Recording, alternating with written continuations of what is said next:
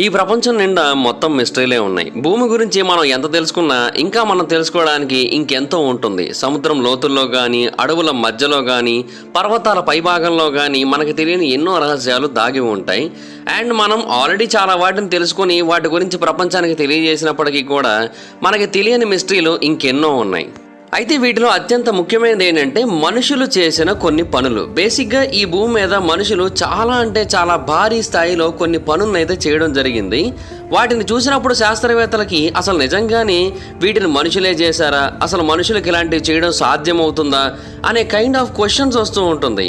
So ఒకప్పటి కాలంలో ఎవరి దగ్గరైనా అద్భుతమైన టెక్నాలజీస్ ఉన్నాయా, లేదంటే ఇప్పటి కాలం నాటి మనుషుల్లా కాకుండా వాళ్ళు కొంచెం డిఫరెంట్గా ఉండేవారా, లేదంటే ఇవన్నీ కూడా చేసింది ఏలియన్సా అనే కైండ్ ఆఫ్ అనుమానం కూడా వస్తూ ఉంటుంది. సో అలాగా ప్రపంచవ్యాప్తంగా ఉన్న కొన్ని పురాతన కాలం నాటి మిస్టరీస్, ఎస్పెషల్లీ మనుషులు చేసిన వాటిల్లో దాగి ఉన్న కొన్ని అతిపెద్ద మిస్టరీల గురించి ఈ వీడియోలో తెలుసుకుందాం. సో ఇంకెందుకు లేడు, let's get into the video. Number 1, the stone spheres of Costa Rica. యాక్చువల్గా దీన్ని కోస్టారికా స్టోన్ హెంజ్ అని కూడా పిలుస్తూ ఉంటారు. దీనికి ఉన్న అఫీషియల్ నేమ్ ఏంటంటే pre Columbian chiefdom settlements with stone spheres of Diquis. UNESCO వాళ్ళు ఈ పేరు అయితే పెట్టడం జరిగింది. కాకపోతే పిలవడానికి పలకడానికి రెండింటికి కూడా చాలా కష్టంగా ఉంటుంది కాబట్టి అందరూ వీటిని సింపుల్గా స్టోన్ స్పియర్స్ అని, స్టోన్ స్పియర్స్ ఆఫ్ కోస్టారికా అని పిలుస్తూ ఉంటారు. అండ్ ఇది స్పెయిన్లో ఉంటుంది కదా, సో స్పానిష్ పీపుల్ చాలా మంది అక్కడ లోకల్ లాంగ్వేజ్లో లాస్ బోలాస్ అని పిలుస్తూ ఉంటారు. ఈ లాస్ బోలాస్ అనేవి కోస్టారికాలో ఉన్న ఒక రెయిన్ ఫారెస్ట్లో 4 వేరు ప్రాంతాల్లో ఉన్నాయి. ఆ రెయిన్ ఫారెస్ట్ పేరు డిక్విస్ డెల్టా. అయితే ఈ రెయిన్ ఫారెస్ట్లోనే చాలా అంటే చాలా పెద్ద స్టోన్స్ ఉన్నాయి. అండ్ అవి కూడా పర్ఫెక్ట్గా గుండ్రంగా ఉన్నాయి. అంటే ఎవరో వాటిని చాలా అద్భుతంగా చెక్కడం జరిగింది. శాస్త్రవేత్తల యొక్క నమ్మకం ఏంటంటే వీటిని 500 బిఫోర్ ద కామన్ ఎరా నుంచి 1500 కరెంట్ ఎరా మధ్యలో ఏదో ఒక టైంలో ఉన్న ఒక సివిలైజేషన్ వాళ్ళు క్రియేట్ చేసి ఉండొచ్చు అండ్ క్రియేట్ చేస్తూ ఉండొచ్చు అని కూడా తెలియజేశారు. అండ్ ఆ అడవి మొత్తాన్ని ఎన్నో ఏళ్ల పాటు జల్లెడ పట్టిన తర్వాత శాస్త్రవేత్తలకు సుమారుగా 300కి పైగా స్టోన్ స్పియర్స్ అయితే కనబడ్డాయి. అయితే వీటి విషయంలో 2 అతిపెద్ద మిస్టరీస్ అయితే ఉన్నాయి. మొదటిది ఏంటంటే అవి విజువల్గా చాలా పర్ఫెక్ట్గా ఉన్న స్పియర్స్. అవి అంటే కోస్టారికన్స్కి ఒకప్పటి కాలంలో ఏ టెక్నాలజీ అందుబాటులో ఉందో తెలియదు కానీ వాళ్ళు చాలా అంటే చాలా అద్భుతమైన ఎగ్జాక్ట్లీ గుండ్రంగా ఉన్న స్టోన్స్ని క్రియేట్ చేయడం జరిగింది. బేసిక్గా ఒక హార్డ్ స్టోన్ని ఈ టైప్ ఆఫ్ షేప్కి తీసుకురావాలంటే చాలా కష్టంతో కూడుకున్న పని, బట్ వాళ్ళు మాత్రం చాలా ఈజీగా చేసేసారు. అండ్ రెండో మిస్టరీ ఏంటంటే వాటి యొక్క సైజెస్. ఇప్పుడు కొన్నేమో చాలా చిన్నగా ఉండి అరచేతిలో కూడా పట్టేసేటట్టు ఉంటాయి, కొన్నేమో చాలా పెద్దగా ఉంటాయి, 15 టన్నుల వరకు, 13.6 మెట్రిక్ టన్నుల వరకు కూడా ఉంటాయి. సో ఎన్నో శతాబ్దాల క్రితం ఇదంతా కూడా జరిగింది. సో మరి అప్పట్లో అంత భారీ స్టోన్స్ని ఎలా కట్ చేయగలిగారు, ఇది ఇంకొక మిస్టరీ. అయితే ఎన్నో ఏళ్ల పాటు ఆ అడవుల్లోని మొక్కల కింద ఇవి కనబడకుండా ఉండేవి, బట్ ఇప్పుడైతే మాత్రం మెల్లిమెల్లిగా బయటకు అయితే వస్తున్నాయి. ఆర్కియాలజిస్టులు ప్రస్తుతానికైతే ఆ ప్రాంతాన్ని కాపాడుతున్నారు ఫ్యూచర్ రీసెర్చ్ల కోసం. బట్ ఇప్పటికీ కూడా శాస్త్రవేత్తలకు కానీ హిస్టోరియన్స్కి కానీ అసలు ఎందుకు తయారు చేశారు, దేంతో తయారు చేశారు, ఈ ప్రశ్నలకు జవాబు అయితే దొరకలేదు. కొంతమంది నమ్మింది ఏంటంటే ఈ ప్రాంతంలో ఒక ఏన్షియంట్ సెటిల్మెంట్ అయితే ఉంది, సో అందుకని వాళ్ళు ఇక్కడ ఈ స్టోన్స్ ఉంచారు, ఇది ఒక రెసిడెన్షియల్ ఏరియా అని తెలియజేయడం కోసం అని అన్నారు. బట్ ఎగ్జాక్ట్గా దాని వెనకున్న ఇంటెన్షన్ ఏంటనే చెప్పలేకపోతున్నారు. అండ్ అలాగే ఇక్కడ మనకి స్టోన్స్ అన్ని కూడా ర్యాండమ్గా కనబడుతున్నాయి, ఏదో ఒక చోట కాదు కదా. సో అది కూడా చాలామందికి అనుమానాన్ని కలిగిస్తూ ఉంది. అండ్ పోనీ సన్తోనో, మూన్తోనో, ప్లానెటరీ సిస్టమ్తోనో టైఅప్ అయి ఉన్నాయా అంటే అది కూడా కాదు, అంటే వాటితో కూడా కరస్పాండ్ అవ్వట్లేదు. సో వాటికి కూడా సంబంధం లేదు. సో ఎన్నో ఏళ్ల పాటు పరిశోధనలు చేసినప్పటికీ కూడా దీని గురించి శాస్త్రవేత్తలు అయితే ఏమీ చెప్పలేకపోతున్నారు. బట్ ఒకటైతే చెప్పారు, ఈ 300 స్పియర్స్ ఏవైతే ఉన్నాయో వీటిని సుమారుగా 2000 సంవత్సరాల క్రితం క్రియేట్ చేయడం జరిగిందని చెబుతున్నారు. మరి ఏ సివిలైజేషన్ వాళ్ళు వాటిని క్రియేట్ చేశారు, ఇంత పెద్ద టాస్క్ వాళ్ళు ఎందుకు చేపట్టారు, దేనికి కూడా ఆన్సర్స్ అయితే లేవు. హాయ్ ఫ్రెండ్స్, మీరు ఎప్పుడైనా సరే 5,000 రూపాయల ప్రోడక్ట్ 250 రూపాయలకు రావడాన్ని గమనించారా? లేదు కదా. కానీ అమెజాన్, ఫ్లిప్కార్ట్ లాంటి కంపెనీస్ ఏం చేస్తూ ఉంటాయంటే కొన్ని గోల్డెన్ హవర్స్ టైంలో మెగా డీల్స్ ఇస్తూ ఉంటాయి. ఆ డీల్స్ టైంలో ఒక్కొక్క ప్రోడక్ట్ మీద 90% నుంచి 95% వరకు డిస్కౌంట్ అయితే ఉంటుంది. అయితే ఈ డీల్స్ కోసం మీరు కాన్స్టెంట్గా ఆ యాప్స్ చెక్ చేస్తూ ఉండలేదు కదా. కానీ మీకోసం నేను వాటన్నిటిని కూడా కాన్స్టెంట్గా చెక్ చేస్తూ ఉంటాను. అండ్ దాంట్లో ఎప్పుడు ఏ డీల్ పెట్టినా కూడా ఇమీడియట్గా మీకు ఆ ప్రోడక్ట్ని అయితే షేర్ చేస్తాను. మీరు ఇమీడియట్గా ప్రోడక్ట్ని పర్చేస్ చేయొచ్చు దాని నుంచే. అండ్ అంతేకాదు కొన్ని ఎక్స్ట్రాడినరీ ప్రొడక్ట్స్ ఉంటాయి, వాటిని మీరు బయట ఎక్కడ కూడా చూడరు. వాటి గురించి కూడా నేను మీకు షేర్ చేస్తాను. మీరు సింపుల్గా చేయాల్సింది ఒకటే, కింద డిస్క్రిప్షన్లో మన టెలిగ్రామ్ ఛానల్ లింక్, మన వాట్సాప్ ఛానల్ లింక్, మన ఇన్స్టా బ్రాడ్కాస్ట్ ఛానల్ లింక్ ఉంటాయి. వీటిలో మీరు ఏ యాప్ ఎక్కువగా వాడతారో ఆ యాప్కి సంబంధించిన లింక్ మీద క్లిక్ చేసి ఆ యాప్లో ఉన్న మన ఛానల్ని ఫాలో అవ్వండి. దాంట్లో రెగ్యులర్గా చాలా ప్రొడక్ట్స్ అయితే మీకు అప్డేట్ అవుతూ ఉంటాయి. అండ్ ఆ ప్రొడక్ట్స్లో మీకు ఏది నచ్చినట్టయితే దాన్ని మీరు కొనుగోలు చేయొచ్చు వెంటనే. సో డిస్క్రిప్షన్లో లింక్స్ ఉన్నాయి, వెంటనే ఫాలో అవ్వండి. Number 2, the Miami circle, Florida. బేసిక్గా ఈ వీడియోలో మనం ఎక్కువగా స్టోన్స్ గురించే మాట్లాడుకోబోతున్నాం. ఎందుకంటే స్టోన్స్ అనేవి మిగతా వాటిలాగా అంత ఈజీ కాదు. వుడ్ కానీ లేదంటే మడ్ కానీ వీటితో కంపేర్ చేసినట్టయితే స్టోన్స్ చాలా కష్టమైనవి. వాటిని చెక్కడం కానీ వాటిని ఏర్పాటు చేయడం కానీ, అలాగే ఎన్నేళ్ళైనా చెక్కు చెదరకుండా అలాగే ఉంటాయి. వాటి వెనక ఉన్న మిస్టరీ ఏంటో మనకు అర్థం కాకుండా చేస్తూ ఉంటాయి. ఇలాగే ఫ్లోరిడాలోని మియామిలో కూడా ఒక స్టోన్ సర్కిల్ బయటపడింది. అసలు ఏం జరిగిందంటే 1998 సంవత్సరంలో ఫ్లోరిడాలోని సౌత్ బీచ్ డెవలపర్స్ ఆ ప్రాంతంలో ఉన్న న్యూ కాండో కాంప్లెక్స్ని డెవలప్ చేయాలని నిర్ణయించుకున్నారు. సో అందుకని వాళ్ళు ఏం చేశారంటే పాత బిల్డింగ్లు కొన్ని ఉంటే అక్కడ వాటన్నింటినీ కూడా కొట్టేసి ఆ ప్రాంతంలో కొన్ని కొత్త స్కై స్క్రాపర్స్ నిర్మించాలని నిర్ణయించుకున్నారు. అయితే ఒక బిల్డింగ్ అలా కొట్టేస్తున్న టైంలో ఆ బిల్డింగ్ యొక్క కింద భాగంలో భూమి లోపల తవ్వుతున్న టైంలో వాళ్ళకి 24 పెద్ద పెద్ద హోల్స్ ఉన్న ఒక సర్కిల్ కనబడ్డది. ఆ సర్కిల్ లోపల పెద్ద పెద్ద లైమ్ స్టోన్ ట్యాబ్లెట్స్ ఉన్నాయి. బేసిక్గా అక్కడ లాస్ ప్రకారం ఆ డెవలపర్స్ ఇమీడియట్గా ఆర్కియాలజిస్టులకి గవర్నమెంట్ అఫీషియల్స్కి దీని గురించి తెలియజేశారు. వాళ్ళు ఇమీడియట్గా ఆ ప్రాంతానికి అయితే చేరుకున్నారు. ఎక్స్పర్ట్స్ ఆ ప్రాంతంలో మరింత ఎక్కువ తవ్వారు. ఈసారి కొంచెం జాగ్రత్తగా తవ్వారు. అప్పుడు అక్కడ ఒక పెద్ద సెటప్ కనబడింది. బేసిక్గా అక్కడ స్టోన్స్ అన్నింటినీ కూడా ఒక పర్ఫెక్ట్ సర్కిల్లో ఏర్పాటు చేయడం జరిగింది. ఆ సర్కిల్ మొత్తం 38 అడుగుల డయామీటర్ని అయితే కలిగి ఉంది. అండ్ ఆ ఏరియాలో చాలా ఆర్టిఫాక్ట్స్ కూడా ఉన్నాయి. అంటే animal bones, shark teeth, even కొన్ని ప్రిమిటివ్ యాక్స్ హెడ్స్ కూడా ఉన్నాయి. ఇవన్నీ కూడా బాసాల్ట్ రాక్స్తో చేయబడ్డాయి. ఆర్కియాలజిస్టులు వాటిని కార్బన్ డేట్ చేయడానికి ట్రై చేసినప్పుడు వాళ్ళకి అర్థమైన విషయం ఏంటంటే ఈ మియామి సర్కిల్ అనేది సుమారుగా 2000 సంవత్సరాల క్రితం నాటిదని తెలిసింది. అయితే ప్రాబ్లం ఏంటంటే అంతవరకే తెలిసింది. అంటే ఈ సర్కిల్ అసలు ఎందుకు ఏర్పాటు చేశారనేది ఎవరికి కూడా అర్థం కాలే. ఆర్కియాలజిస్టులు నమ్మింది ఏంటంటే ఈ స్టోన్స్ ఇక్కడ ఏర్పాటు చేసింది టెక్వెస్టా అనే గ్రూప్కి చెందిన కొంతమంది పీపుల్ అని చెబుతున్నారు. ఈ టెక్వెస్టా అనేది 18వ శతాబ్దానికి చెందిన ఒక మిస్టీరియస్ ట్రైబ్. అది ఆ టైంలో చాలా బాగా సర్వైవ్ అయింది. బట్ ఆ తర్వాత కనుమరుగైపోయింది. వాళ్ళు చెబుతున్న దాని ప్రకారం 1500 సంవత్సరాల టైంలో స్పానిష్ ఎక్స్ప్లోరర్స్ ఈ ప్రాంతానికి వచ్చారు. అండ్ టెక్వెస్టాలు చాలా అంటే చాలా ప్రమాదకరమైన వాళ్ళగా చూశారు. అంటే వాళ్ళు రక్తం తాగుతూ ప్రపంచానికి దూరంగా ఉంటూ మనుషులు కనబడితే చంపేస్తూ ఈ టైప్ ఆఫ్ ఆలోచనలతో ఈ టైప్ ఆఫ్ బిహేవియర్తో ఉండేవారని చెప్పేవారు. సో దాన్ని బట్టి చూసినట్టయితే వాళ్ళు ఏదో ఒక రిచువల్ కోసమో లేదంటే వాళ్ళకి సంబంధించిన ఏదైనా కల్చర్ కోసమో దీన్ని ఏర్పాటు చేసి ఉండొచ్చు అని అయితే చాలామంది అభిప్రాయపడుతున్నారు. అయితే టెక్వెస్టా పీపుల్ కోసం బేసిక్గా మనకి పెద్దగా ఆధారాలు అయితే ఏమీ కనబడలేదు. ఇప్పటివరకు చరిత్ర మొత్తం చూసుకుంటే కొంచెం మాత్రమే కనబడ్డాయి. సో ఇది కూడా వాళ్ళకి సంబంధించిన ఒక ఆధారంగా చాలామంది పరిగణిస్తూ ఉంటారు ఈ మియామి సర్కిల్ కూడా. బట్ నిజంగానే ఇది వాళ్ళ చేతే ఏర్పాటు చేయబడిందా? ఏర్పాటు చేయబడినట్టయితే ఎందుకు చేయబడింది? అక్కడ కొన్ని ఆర్టిఫాక్ట్స్ బయటపడ్డాయి. వాటన్నింటినీ ఎందుకు స్టోర్ చేశారు? వాళ్ళ గురించి తెలుసుకోవడానికా లేదంటే వేరే ఏదైనా రీజన్ ఉందా? ఇదైతే మాత్రం ఇప్పటికీ కూడా ఎవరికి అర్థం కాని ఒక మిస్టరీగానే మిగిలిపోయింది. Number 3, the strange stone statues of Indonesia. ఇప్పుడు కూడా మనం స్టోన్స్ గురించే మాట్లాడుకోబోతున్నాం. ఇండోనేషియాలోని సులావేసి అనే ఒక ఐలాండ్ ఉంది. ఈ ఐలాండ్లో చాలా యూనిక్గా ఉండే అలాగే చాలా ప్రమాదకరమైన వైల్డ్ లైఫ్ కూడా ఉంటుంది. అయితే ఈ ప్రాంతంలో మనకి కొన్ని స్టోన్ హెడ్స్ కూడా కనబడుతూ ఉంటాయి. అండ్ వాటిని మనం చూసినప్పుడు మనకి ఏమనిపిస్తూ ఉంటుందంటే వీటిని మనుషుల కోసమే ఏర్పాటు చేశారా అని అనిపిస్తూ ఉంటుంది. సేమ్ కోస్టారికాలో ఉన్న స్టోన్స్ లాగే ఈ సులావేసిలో ఉన్న స్టోన్స్ కూడా డిఫరెంట్ సైజెస్లో ఉంటాయి. కాకపోతే ఏంటంటే ఇవి స్పియర్స్ కాదు. ఇందులో మనకి మనుషుల యొక్క ఆకారాలు కూడా కనబడుతూ ఉంటాయి. కొన్ని కేవలం కొన్ని ఇంచుల పొడవు మాత్రమే ఉంటాయి. కొన్ని మాత్రం 15 అడుగుల పొడవు వరకు కూడా ఉంటాయి. అండ్ కొన్ని పొడవుగా రెక్టాంగులర్గా ఉంటే కొన్ని ఏమో గుండ్రంగా కనబడుతూ ఉంటాయి.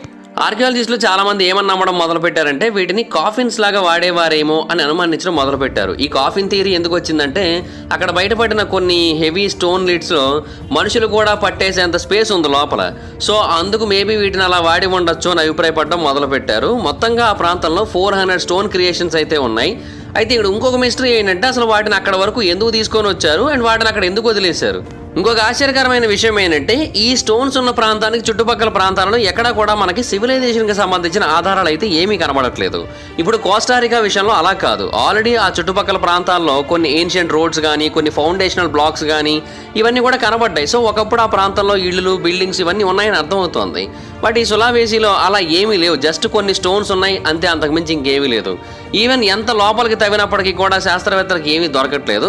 ఒకవేళ ఫర్దర్గా ఏమైనా టూల్స్ కానీ బరియల్ గ్రౌండ్స్ కానీ ఇలాంటివి ఏమైనా కనబడినట్టయితే సివిలైజేషన్కి సంబంధించిన ఆధారాలు ఏమైనా దొరికినట్టయితే అప్పుడు వాళ్ళు వీటి గురించి ఏమైనా తెలుసుకునే అవకాశం అయితే ఉంటుంది. అండ్ ఈ స్ట్రక్చర్స్ అన్ని కంప్లీట్గా స్టోన్ మేడ్ కాబట్టి శాస్త్రవేత్తలు కార్బన్ డేటింగ్ అయితే చేయలేరు వీటికి.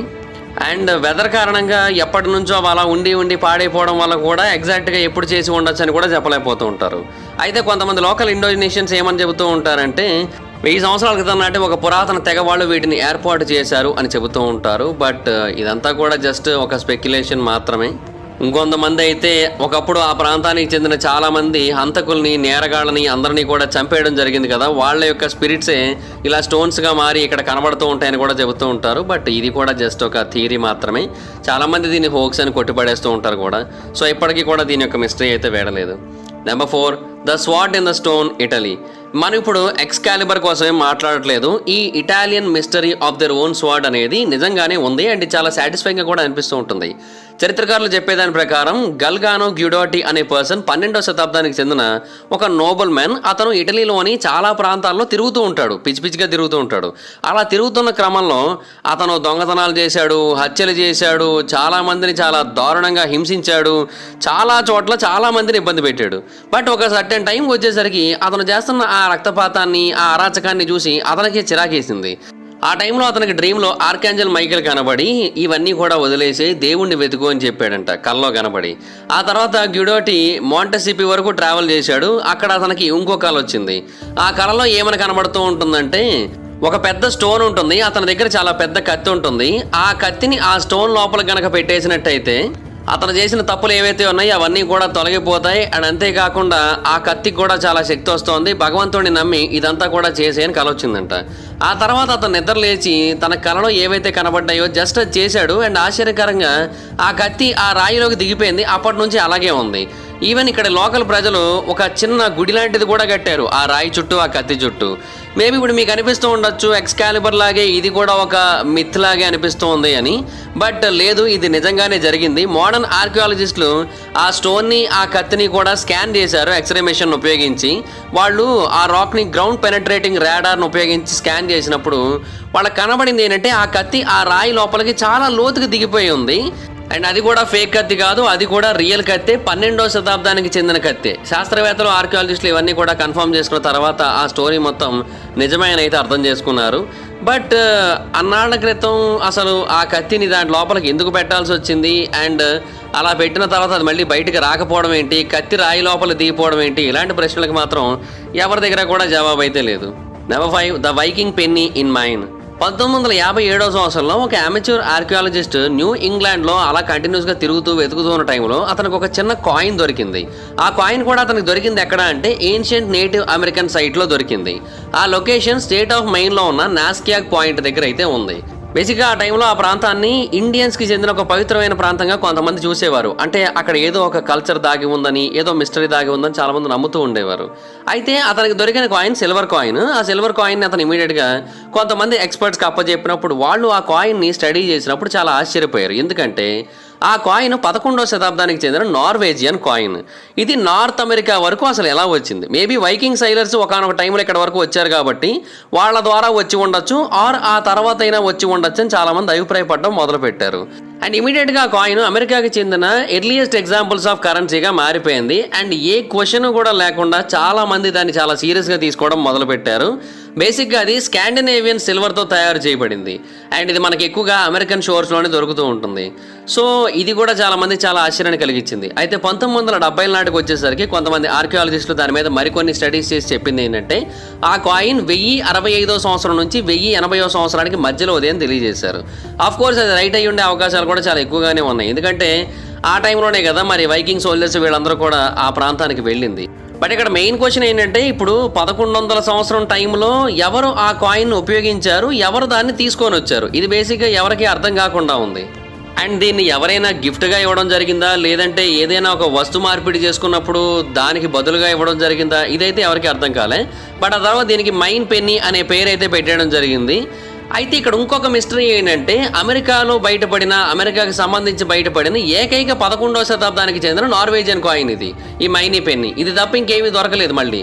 మరి ఎందుకు అలా జరిగింది? ఒకవేళ ట్రేడింగ్ జరిగినట్టయితే ఇలాంటి కాయిన్స్ ఇంకా చాలా ఉండాలి కదా, అవన్నీ కూడా బయటపడాలి కదా అని చాలామంది అభిప్రాయపడుతూ ఉంటారు. సో అందువల్ల ఇది ఇప్పటికీ కూడా ఒక పెద్ద మిస్టరీగా మారిపోయింది. మేబీ ఫర్దర్గా ఏదైనా రీసెర్చ్లు చేసినప్పుడు ఇలాంటి కాయిన్స్ ఇంకొన్ని ఏమైనా బయటపడినట్టయితే అప్పుడు మనం ఒకప్పటి కాలంలో ఈ సివిలైజేషన్స్కి మధ్య ట్రేడింగ్ జరిగింది అని నమ్ముతూ వస్తూ ఉన్నాం కదా, అయితే అది మనం ఆ టైంలో జరిగిందని నమ్మట్లేదు, తర్వాత ఎన్నో ఏళ్ల తర్వాత జరుగుతుందని నమ్ముతూ వస్తున్నాం. ఒకవేళ ఇలాంటి కాయిన్స్ ఇంకేమైనా బయటపడితే ఆ టైంలో అండ్ అంతకంటే ముందు నుంచి ఈ ట్రేడింగ్ జరుగుతూ వచ్చిందని నమ్మాల్సి ఉంటుంది. సో చరిత్ర మొత్తాన్ని మార్చాల్సి ఉంటుంది. సో లెట్స్ ఇంకొన్ని ఏమైనా బయటపడతాయేమో చూద్దాం. బట్ ఈ కాయిన్ మిస్టరీ అయితే మాత్రం వేయడలేదు ప్రస్తుతానికి. Number 6, big stone circles of Jordan and Syria. మనం ఇంకొక ఎరాలోకి వచ్చాం, ఇంకొక లొకేషన్కి వచ్చాం, బట్ ఇక్కడ కూడా స్టోన్సే ఉంటాయి. ఇవి జార్డాన్ అండ్ సిరియాలో ఉన్న ancient mystery centres. Aerial images ద్వారా ఒక డెజర్ట్లో కొన్ని స్టోన్ సర్కిల్స్ అయితే కనబడ్డాయి. అది కూడా జార్డాన్లోని చాలా ప్రాంతాలలో కనబడ్డాయి. ఒకటేమో సిరియా బార్డర్లో కూడా కనబడ్డది ఒక సర్కిల్. సో బేసిక్గా ఇవి చాలా మందిని చాలా ఆశ్చర్యానికి గురి చేస్తూ వచ్చాయి. ఎందుకు అంటే ఇవి చాలా స్మూత్గా కట్ చేయబడ్డాయి. సో ఎవరో వీటిని కావాలని క్రియేట్ చేసి ఈ ప్రాంతంలో సెట్ చేయడం జరిగింది. బట్ ఎందుకు అలా చేశారు? ఒక ఫ్లాట్ ల్యాండ్ మీద ఇంత భారీ స్థాయిలో స్టోన్ సర్కిల్స్ని క్రియేట్ చేయాల్సిన అవసరం ఏముంది? వీటిలో అన్నిటికంటే చిన్న సర్కిల్ ఏమో 720 ఫీట్ డయామీటర్ కలిగి ఉంది, అంటే 219.5 మీటర్ల డయామీటర్ కలిగి ఉంది. అన్నిటికంటే పెద్దదేమో 1450 ఫీట్ డయామీటర్ కలిగి ఉంది, అంటే 442 మీటర్స్ డయామీటర్ కలిగి ఉంది. వీటిలో హైట్ డిఫరెన్సెస్ కూడా ఉన్నాయి. కొన్ని ఏమో 3 ఫీట్ ఉంటే, కొన్ని ఏమో 5 ఫీట్ హైట్ ఉన్నాయి. అయితే ఇక్కడ ఉన్న వీడెస్ట్ పార్ట్ ఏంటి అంటే ఆ స్టోన్ సర్కిల్స్లోకి ఎక్కడా కూడా ఎంట్రన్స్ లేదు, అంటే మనం లోపలికి వెళ్ళడానికి ఏమీ లేదు. సో ఒకవేళ అవి ఓపెన్ పిట్స్, గ్రేవ్స్ లేదంటే రుడిమెంటరీ స్టేడియంస్ అయినట్టయితే వాటిని ఎలా సెట్ చేశారు, ఎందుకు సెట్ చేశారు, అండ్ వాటికి గేట్స్ కానీ డోర్స్ కానీ అలాంటివి ఏమీ లేవు కదా. సో వాటిని లైఫ్ స్టాక్ కోసం అయితే ఉపయోగించలేదు, అదైతే క్లియర్గా తెలుస్తోంది. అండ్ ఇక్కడ ఉన్న క్రేజియస్ థింగ్ ఏంటంటే ఈ స్టోన్ క్రాపింగ్స్ అన్నీ కూడా వర్చువల్లీ పర్ఫెక్ట్ సర్కిల్స్ కింద క్రియేట్ చేయబడ్డాయి. మోడర్న్ డే జీపీఎస్ టెక్నాలజీ కూడా ఇంత పర్ఫెక్ట్గా చేయలేదేమో అని చాలామంది నమ్ముతూ ఉంటారు. బట్ ఎన్నో వేల సంవత్సరాల క్రితమే అక్కడ లోకల్స్ ఇదంతా కూడా చేయడం జరిగింది. ఆర్కియాలజిస్టులు నమ్మేది ఏంటంటే ఇవన్నీ కూడా 4500 బిఫోర్ ద కామన్ ఎరా నుంచి 2000 బిఫోర్ ద కామన్ ఎరా మధ్యలో ఏదో ఒక టైంలో క్రియేట్ చేసి ఉండొచ్చు అని చెబుతూ వచ్చారు. బట్ అదైతే మాత్రం ఈ మిస్టరీని సాల్వ్ చేయడానికి ఏ రకంగానూ హెల్ప్ చేయదు. ఎందుకంటే 2500 ఇయర్స్ టైం ఫ్రేమ్ డిఫరెన్స్ అయితే ఉంది కాబట్టి మనం ఎగ్జాక్ట్గా చెప్పలేం. అంటే 2 మిలియన్ ఇయర్స్ని దాటేసాం మనం ఆ రీసెర్చ్, అందుకే క్లారిటీగా ముందుకు వెళ్ళట్లేదు. అయితే కొంతమంది చెప్పేది ఏంటంటే కేవలం ఇవి మాత్రమే కాదు, ఇంకా చాలానే ఉన్నాయి, కాకపోతే అవి డిస్ట్రాయ్ అయిపోయాయి. కొన్ని ఏమో టౌన్స్ కింద, సెటిల్మెంట్స్ కింద మారిపోయాయి. అండ్ ఏవైతే ఎడారి ప్రాంతాల్లో మనుషులకు దూరంగా ఉన్నాయి అవి మాత్రమే సర్వైవ్ అయ్యాయి అంతే తప్ప నిజానికి ఇవి కేవలం జార్డాన్లోని ఎడారి ప్రాంతంలోనో లేదంటే సిరియా యొక్క బార్డర్లోనో కాదు, జార్డాన్ సిరియా అన్ని ప్రాంతాల్లో కూడా ఏర్పాటు చేయబడ్డాయని చెబుతూ వస్తున్నారు. అండ్ ఈ ఆర్కియలాజికల్ సైట్ అని ప్రస్తుతానికైతే కాపాడే ప్రయత్నంలో ఉన్నారు, అంటే ఫర్దర్గా నాశనం అయిపోకుండా. అండ్ వీటి గురించి స్టడీ చేయొచ్చు కదా అన్న ఉద్దేశంలో అయితే ఉన్నారు వాళ్ళైతే. సో దాట్స్ ఇట్ గైస్, చూసారు కదా, ఇవి 6 అత్యంత పురాతనమైన మిస్టరీస్. వీటిలో మీకు ఏది చాలా మిస్టీరియస్గా అనిపించిందో కింద కామెంట్ సెక్షన్లో తెలియజేయండి. ఈ వీడియో కనుక మీకు నచ్చినట్టయితే లైక్ చేయండి, వీడియో షేర్ చేయండి. ఇప్పుడు కారణం మన ఛానల్ని సబ్స్క్రైబ్ చేసుకోకపోతే ఇప్పుడే సబ్స్క్రైబ్ చేసుకోండి. పక్కన బెల్ ఐకాన్ ఆల్లో పెట్టుకోండి, నా ఫర్దర్ వీడియోస్ మిస్ అవ్వకుండా చూడొచ్చు. చాలా మంది చూస్తున్నారు కానీ సబ్స్క్రైబ్ చేసుకోవట్లే. So please try to subscribe, click the bell icon also. నా ఇన్స్టాగ్రామ్ ఐడి జబర్దస్త్ మహిదర్, మీ అక్క కూడా వచ్చినట్టు ఫాలో అవ్వచ్చు. ఏదైనా ఒక టాపిక్ గురించి మీరు నన్ను వీడియో చేయమని అడగాలనుకుంటే ఇన్స్టాలో ఫాలో అయ్యి నాకు మెసేజ్ చేయండి, నేను దాని గురించి వీడియో చేయడానికి ట్రై చేస్తాను. Thank you so much guys, bye. Meet next video, bye bye. Hi friends, మీరు ఎప్పుడైనా సరే 5000 రూపాయల ప్రొడక్ట్ 250 రూపాయలకి రావడాన్ని గమనించారా? లేదు కదా. కానీ అమెజాన్, ఫ్లిప్కార్ట్ లాంటి కంపెనీస్ ఏం చేస్తూ ఉంటాయంటే కొన్ని గోల్డెన్ హవర్స్ టైంలో మెగా డీల్స్ ఇస్తూ ఉంటాయి. ఆ డీల్స్ టైంలో ఒక్కొక్క ప్రోడక్ట్ మీద 90% నుంచి 95% వరకు డిస్కౌంట్ అయితే ఉంటుంది. అయితే ఈ డీల్స్ కోసం మీరు కాన్స్టెంట్గా ఆ యాప్స్ చెక్ చేస్తూ ఉండలేరు కదా. కానీ మీకోసం నేను వాటన్నిటిని కూడా కాన్స్టెంట్గా చెక్ చేస్తూ ఉంటాను. అండ్ దాంట్లో ఎప్పుడు ఏ డీల్ పెట్టినా కూడా ఇమీడియట్గా మీకు ఆ ప్రోడక్ట్ని అయితే షేర్ చేస్తాను. మీరు ఇమీడియట్గా ఆ ప్రోడక్ట్ని పర్చేస్ చేయొచ్చు దాని నుంచే. అండ్ అంతేకాదు కొన్ని ఎక్స్ట్రాడినరీ ప్రొడక్ట్స్ ఉంటాయి, వాటిని మీరు బయట ఎక్కడ కూడా చూడరు. వాటి గురించి కూడా నేను మీకు షేర్ చేస్తాను. మీరు సింపుల్గా చేయాల్సింది ఒకటే, కింద డిస్క్రిప్షన్లో మన టెలిగ్రామ్ ఛానల్ లింక్, మన వాట్సాప్ ఛానల్ లింక్, మన ఇన్స్టా బ్రాడ్కాస్ట్ ఛానల్ లింక్ ఉంటాయి. వీటిలో మీరు ఏ యాప్ ఎక్కువగా వాడతారో ఆ యాప్కి సంబంధించిన లింక్ మీద క్లిక్ చేసి ఆ యాప్లో ఉన్న మన ఛానల్ని ఫాలో అవ్వండి. దాంట్లో రెగ్యులర్గా చాలా ప్రొడక్ట్స్ అయితే మీకు అప్డేట్ అవుతూ ఉంటాయి. అండ్ ఆ ప్రొడక్ట్స్లో మీకు ఏది నచ్చినట్టయితే దాన్ని మీరు కొనుగోలు చేయొచ్చు వెంటనే. సో డిస్క్రిప్షన్లో లింక్స్ ఉన్నాయి, వెంటనే ఫాలో అవ్వండి.